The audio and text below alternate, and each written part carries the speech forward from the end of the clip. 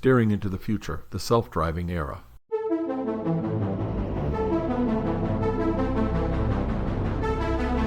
Autonomous vehicles, otherwise known as self-driving car, although other forms of transportation could be autonomous, really refers to anything where you don't need a human involved to get the vehicle to go where it needs to go, which is an interesting thing because so far we already use a lot of these technologies to reduce and change the amount of work that a driver has to do. Drones, for instance.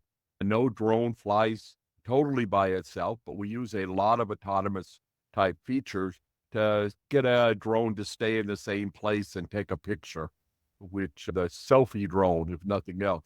But they also use it for targeting and weapons and things like that. So, and those I think are still controlled by humans, but that's another thing to worry about.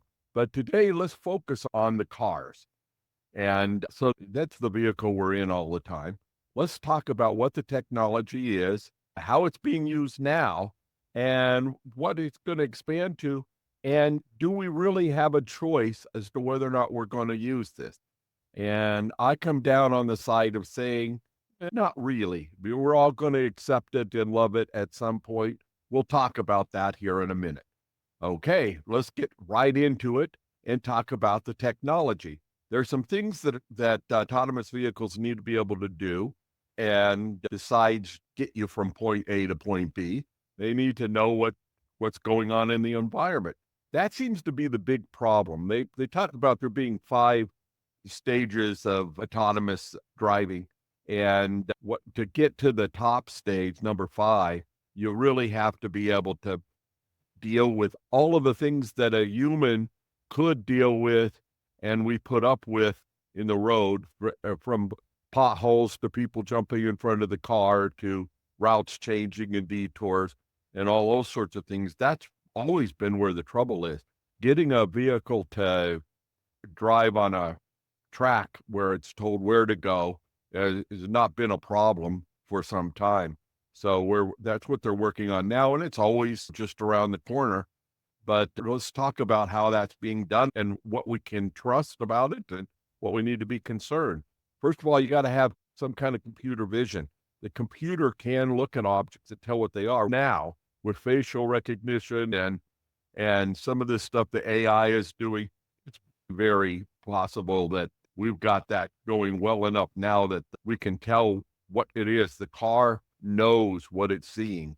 And by knows, I'm talking about in a metaphorical sense. Whether or not a car has any knowledge, is any self-awareness or anything like that, I think that's beyond this discussion.